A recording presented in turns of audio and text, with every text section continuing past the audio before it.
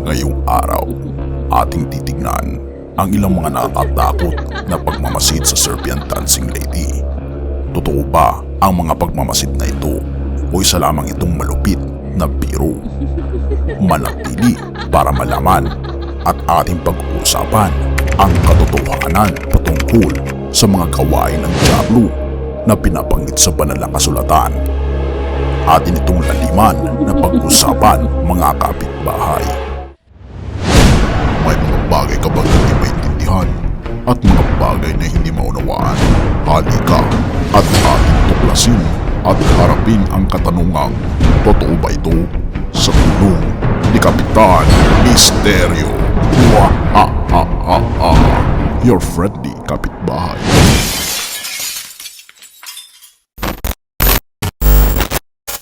Noong 2019, nagkaroon ng balita tungkol sa Serbian dancing lady.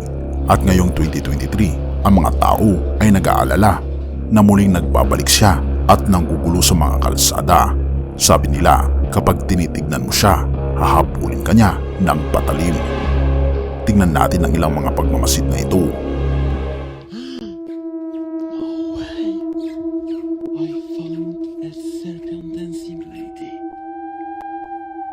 Hey!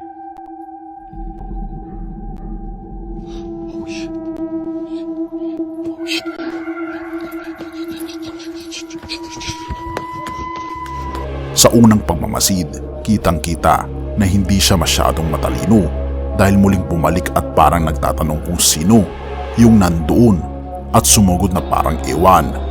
Pero maraming tao ang nagtatanong kung ano ang sayaw na ginagawa niya.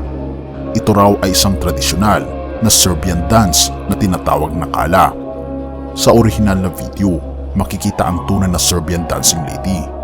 Kung hindi mo pa ito napapanood, ay panoorin mo ito, mga kapitbahay. Kung inyong makikita, tila baga totoo siya at nakita siyang sumasayaw gamit ang tradisyonal na damit. Napakalupit nito at ngayon ginagawa na ng ibang mga tao ang kanilang mga sarili mga bersyon.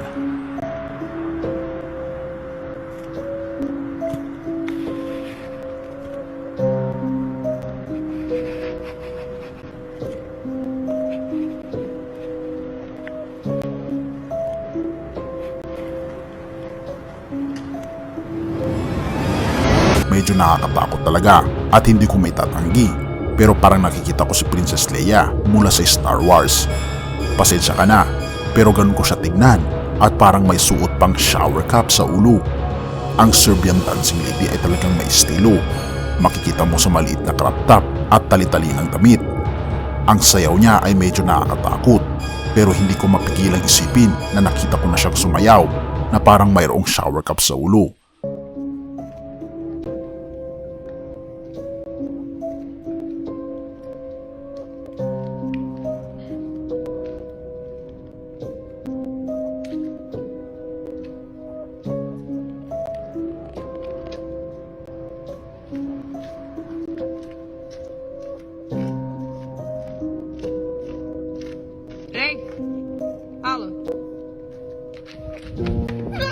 At ang babae ito ay isang tinatawag lang Serbian dancing Slenderman.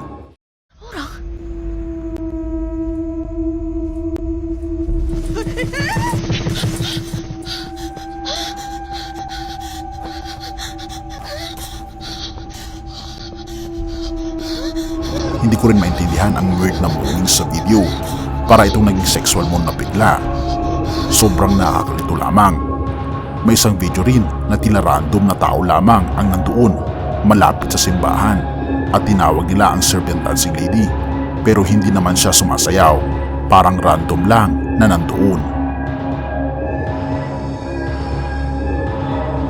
Sa kabila ng lahat, milyong-milyong views pa rin ang nakukuha ng video ng Serbian dancing lady at marami ang naniniwala patungkol dito. At ito marahil ang pinakamatakutin sa lahat ng pagmamasid. Ang babae na ito ay umani ng pansin mula sa mga nakaraang pagmamasid. Pero una, tingnan natin, tama bang nakaharap siya o nakatalikod? May mukha bang makikita sa likod ng ulo niya? Isang demon daw ang nagkukontrol sa kanya. Kaya kahit sino ay maaaring maging Serbian dancing lady dahil sa impluensya ng demonyo na ito. Kaya ang dami-daming pagmamasid sa iba't ibang lugar sa mundo. Ang babae sa video ay tila may dalang kutsilyo at nagbabanta sa mga tao. At sa kahuli-hulihan, tumawag siya ng pulis. Pero biglang nawala ang babae nang dumating ang mga ito. At i-comment nyo man sa ibaba kung ano ang inyong saloobin patungkol sa bagay na ito. Ngunit ang katanungan ay, totoo ba ang mga bagay na nangyayari ito? At sino talaga ang may kagagawa nito? Kung ating himay-himayin, ito ay kagagawan ng Diablo. Dahil binabanggit sa banal na kasulatan sa Pahayag 16 verse 14, sapagkat sila'y mga espiritu ng mga demonyo na nagsisigawan ng mga tanda na pinaroroonan nila ang mga hari sa buong sanlibutan upang tipunin sa pagbabaka sa dakilang araw ng Diyos na makapangyarihan sa lahat. Tayo mga kaibigan ay nasa huling kapanahunan na. Ang ginagawa ngayon ni Satanas ay sinasakop niya ang mga pag-iisip ng mga tao na ito'y sinasaniban niya dahil nais niya na ang lahat ng mga tao ay sumamba sa kanya sa pamagitan ng pagtitirik ng kandila at marami pang ritual na kung saan kung ating gagawin ito ay tila baga iniiwan natin ang ating pananampalataya sa ating Panginoong Diyos. May katotohanan ang mga bagay na ito, ngunit sila ay mga espiritu ng mga demonyo. Kaya naman tayo ay huwag palilin lang. Ating isuot ang baluti ng ating Panginoong Diyos, ang baluti ng katotohanan na ito ang pupuksa sa espiritu ng demonyo. Efeso 6 verse 10 to 12. Bilang pagwawakas, magpakatibay kayo sa kalakasang galing sa Panginoon at sa kanyang dakilang kapangyarihan. Isuot ninyo ang buong kasuotang pandigma na kaloob ng Diyos upang mapaglabanan ninyo ang mga pakanan ng Diablo, sapagkat hindi tayo nakikipaglaban sa mga tao, kundi sa mga pinuno, sa mga may kapangyarihan, sa mga tagapamahala ng kadilimang umiiral sa sanlibutang ito, sa mga hukbong espiritual ng kasamaan sa himpapawid. Mga kapitbahay, tayo'y maging malakas sa pamagitan ng kapangyarihan ng ating Panginoong Diyos. Tayo ay manampalataya sa Kanya at hindi tayo mananaig ng Diablo. Purihin ang ating Panginoong Diyos at salamat kapitbahay sa iyong panonood. Tayo manalangin. Ama naming banal makapangyarihan naming Diyos, tunay nga po Panginoon na kayo po ang aming Diyos na makapangyarihan sa lahat, na walang kahit isang Diablo ang kayang pumantay o tumalo sa inyo.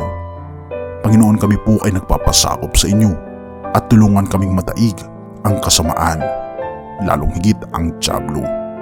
Purihin ka o aming Panginoon Diyos at patawarin po kami sa lahat ng aming pagkukulang at pagkakasala, pagkat ito ay aming samot hiling sa matamis na pangalan ng aming Panginoon Hesus. Amen.